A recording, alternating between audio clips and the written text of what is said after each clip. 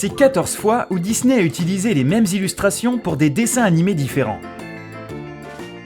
Aujourd'hui, Disney est l'une des entreprises les plus importantes dans le domaine des dessins animés et de l'industrie du divertissement. Mais comme dans beaucoup d'entreprises, Disney a commencé au bas de l'échelle. Au milieu du XXe siècle, les studios n'avaient pas autant d'illustrateurs qu'aujourd'hui, et pas autant de technologie pour dessiner des planches uniques à chaque film. Voici un scoop. Les employés de Disney ont seulement utilisé des scènes préexistantes d'autres dessins animés, et on parie que tu n'avais rien remarqué. Numéro 14 et 13. Robin des Bois, 1973 et Blanche-Neige et les 7 Nains, 1937. Dame Marianne et Blanche-Neige ont beaucoup de choses en commun. Elles sont toutes les deux très belles et sont dotées d'une bonté incroyable. Les créatures de la forêt sont leurs meilleurs amis. Est-ce que les nains sont des créatures de la forêt ? Eh bien, ils vivent dans les bois, donc pourquoi pas ? Sinon, elles dansent de la même manière. Attends, pas exactement de la même manière. Leurs mouvements sont identiques, même si les danseurs sont différents. Il y a une explication logique à cela, et ce n'est pas parce que leur marraine la bonne fée leur a appris les mêmes pas de danse. Imagine un peu, les illustrateurs ont dessiné à la main plus d'1 million d'images pour Blanche-Neige et les 7 Nains de 1937, qui durent 83 minutes. 570 artistes ont passé 3 ans à dessiner toutes ces planches. C'est quand même fou, non ? Des années plus tard, quand Disney a décidé de créer un dessin animé basé sur l'histoire de Robin des Bois et de transformer tous les personnages en adorables animaux, le studio a été confronté à un problème. 2 en fait, le manque de temps et le manque de moyens. Ils ont passé un certain temps à trouver la meilleure voix pour Robin des Bois et ont fini par choisir celle de Brian Bedford, un acteur anglais qui avait interprété plusieurs rôles de Shakespeare. Imaginer les décors du film a aussi pris plus de temps que prévu, donc les dessinateurs ont tout juste réussi à terminer leur travail à temps. Qu'ont-ils fait ? Eh bien, ils ont tout simplement décidé d'emprunter quelques séances de danse de Blanche-Neige et les 7 Nains. Et ces animaux que l'on voit très joyeux sont là pour nous confirmer que l'idée était géniale. Et oui, leurs mouvements sont donc inspirés de Blanche-Neige et ont fini par arriver jusque dans la forêt de Sherwood. Numéro 12, Robin des Bois 1973 et le Livre de la Jungle 1967. Robin des Bois était connu pour voler aux méchants riches et donner aux pauvres. Ironiquement, l'adaptation qu'en a faite Disney est basée sur la même idée. Nous savons donc que les séquences de Blanche-Neige ont été utilisées pour ce film, mais il se trouve que cela va au-delà de la danse des nains. Tu te souviens de la scène où Petit Jean, le meilleur ami de Robin, danse joyeusement avec Dame Gertrude. Cette fameuse poule hyperactive avec une drôle de voix. Tu as peut-être déjà vu cette danse avant dans le Livre de la Jungle, qui est sorti au cinéma 6 ans avant Robin des Bois. C'était une étape importante pour Disney à cette époque, car le studio essayait de développer ses personnages sous l'apparence animale. Le Livre de la Jungle était donc l'histoire idéale pour mettre tout cela en pratique, car tout le monde animal y figure, avec toutes les créatures imaginables et tout type de personnalités. Ils ont changé légèrement l'histoire afin que les enfants puissent comprendre plus facilement. Et ils ont ajouté un personnage qui n'était pas dans le livre, la fille dont Mowgli tombe amoureux, qui est la raison pour laquelle il quitte le monde animal. Le Livre de la Jungle était donc un gros défi pour le studio, car c'était aussi le dernier film sur lequel Walt Disney avait personnellement travaillé avant de quitter le monde des vivants en 1966. Numéro 11. Robin des Bois 1973 et le Livre de la Jungle 1967.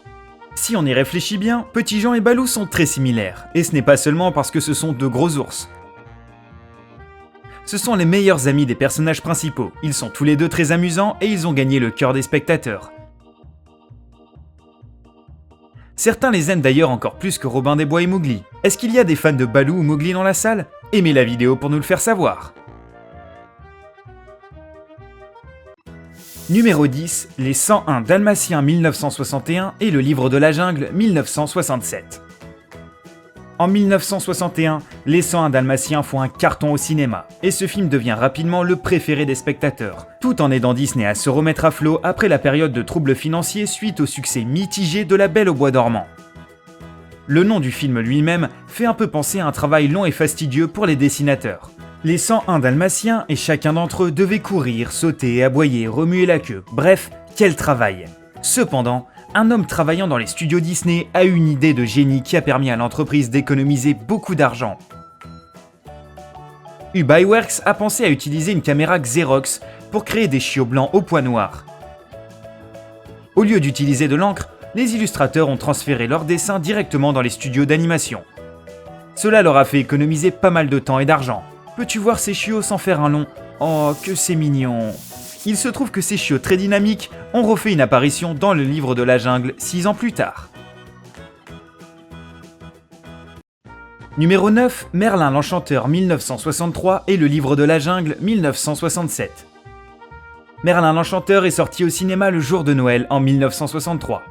Nous connaissons tous l'histoire du jeune Arthur, qui est le seul individu de tout le royaume à pouvoir extraire l'épée de la pierre, ce qui lui permettra d'accéder au trône et de régner paisiblement sur le royaume. Il est aidé par un magicien, Merlin, pour accomplir son destin. Il se trouve que Disney n'était pas certain que son histoire devait être divulguée. Mais voir Kaamelott à Broadway l'a aidé à imaginer Merlin l'Enchanteur. Aucune innovation technique n'a été utilisée pour ce film d'animation, mais comme on peut le voir, au moins une séquence du livre de la jungle a revécu à travers ce film. Numéro 8, Les 101 Dalmatiens 1961 et Merlin l'Enchanteur 1963. As-tu remarqué que tous les méchants se ressemblent? En tout cas, ils se prennent un coup sur la tête. Horace et Jasper des 101 Dalmatiens n'étaient pas sûrement les criminels les plus futés de la Terre. Mais ils en ont inspiré d'autres, en tout cas pour cet épisode. D'ailleurs, ces deux hommes de Maman je m'occupe des méchants leur ressemblent un peu, tu ne trouves pas? Ce n'est pas un dessin animé, d'accord, mais certaines choses ne changeront jamais.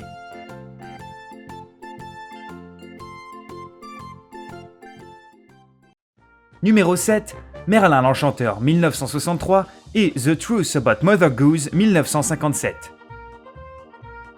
The Truth About Mother Goose n'est pas le film Disney le plus populaire, mais ce qui est sûr, c'est qu'il nous apprend beaucoup de choses. Il révèle les histoires, ou presque, derrière les comptines. Le London Bridge, le pont de Londres, qui n'était pas au mieux de sa forme après le grand incendie de 1666. L'histoire Mary Mary Quite Contrary sur Mary Mary Stuart et Little Jack Horner qui vole un gâteau contenant à présent pour Henri VIII. Tout comme les méchants, les rois en armure brillante se ressemblent tous. Alors après tout, pourquoi ne pas se resservir de leur scène d'entrée? Voilà à quoi ont dû penser les dessinateurs de Merlin l'Enchanteur. Numéro 6 et 5, Winnie l'ourson 1977 et le livre de la jungle 1967. Winnie l'ourson a promis à Christopher Robin de ne jamais l'oublier, même quand il aura atteint l'âge de 99 ans. Quant à nous, nous n'oublierons jamais la version de 1977 de Winnie l'ourson qui nous fait craquer. Il a peut-être juste l'air d'un petit ours poilu pour les dessinateurs, mais pour nous, Winnie, c'est la vie. Son meilleur ami humain est très différent de Mowgli et ne saurait survivre dans la jungle. Mais Christopher Robin et le personnage principal du livre de la jungle aiment les ours, nous en sommes convaincus. En plus, ils marchent de la même manière sur les troncs d'arbres couchés et lancent des pierres dans l'eau quand ils sont tristes. Numéro 4, La princesse et la grenouille 2009 et Merlin l'Enchanteur 1963. Les histoires magiques de princes qui sont transformés en crapauds par une méchante sorcière sont encore à la mode. Certaines séquences de Disney ne prennent pas une ride et reviennent même à l'écran 40 ans après. Les effets digitaux modernes et les fonds sont toujours là eux aussi, pas de panique, mais les créateurs voulaient faire un bon vieux classique signé Disney. En fait, tout le film copie un peu le style de La Belle et le Clochard, et ils ont aussi pris un peu de Merlin l'Enchanteur. Alors, qui dit mieux? Numéro 3, Alice au Pays des Merveilles 1951 et Pinocchio 1940. Walt Disney a grandi en lisant les aventures d'Alice qui se retrouve dans un autre monde en suivant le lapin. En 1938, il a décidé de développer cette idée et d'en faire un film, et de rendre Alice au Pays des Merveilles bien vivante. En réalisant qu'il risquait de dépenser beaucoup d'argent pour faire un film en pleine guerre mondiale, il a dû arrêter la production durant le processus pour reprendre en 1945. Pinocchio, un des meilleurs films que Disney ait jamais fait, a été divulgué durant la Seconde Guerre mondiale, en 1940. Pour créer des personnages et des objets réalistes, les employés de Disney ont créé des modèles en 3D en argile.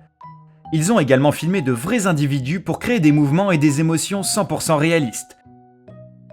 Même la pluie, la fumée et l'eau ont l'air plus réalistes que jamais dans le film, ce qui était épatant pour l'époque. on peut dire que ses efforts ont payé. C'est peut-être le succès ou la beauté de Pinocchio qui ont inspiré les illustrateurs à adapter cette séquence à Alice au Pays des Merveilles quelques années plus tard.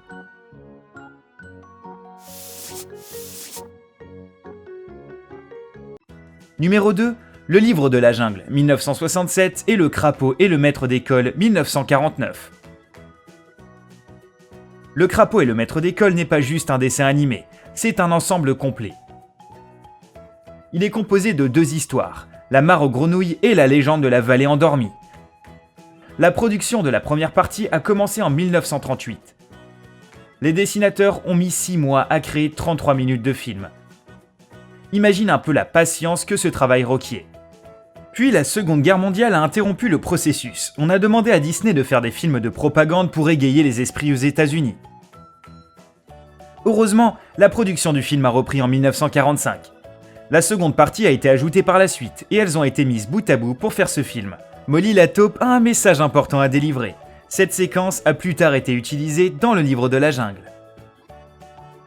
Numéro 1, La Belle au Bois dormant 1959 et La Belle et la Bête 1991. La scène la plus belle et la plus romantique en tête de liste. En arrivant à cette scène dans les 2 films, on se fiche pas mal de savoir comment ils ont été dessinés. Les filles sont généralement émues et excitées à l'idée que leur prince arrive et danse avec elles. Donc nous sommes prêts à parier que tu n'as jamais remarqué que ces 2 scènes se ressemblent étrangement. Si on les regarde en même temps, on pourrait faire un carton avec La Belle et la Bête au bois dormant. Peu importe s'ils sont tout à fait originaux ou s'il y a des scènes inspirées d'autres films, les films de Disney nous font toujours vivre autant de magie et ça nous fait retomber en enfance. Clique sur j'aime si tu es d'accord, et pour encore plus de magie, inscris-toi à notre chaîne et rejoins-nous sur Sympa.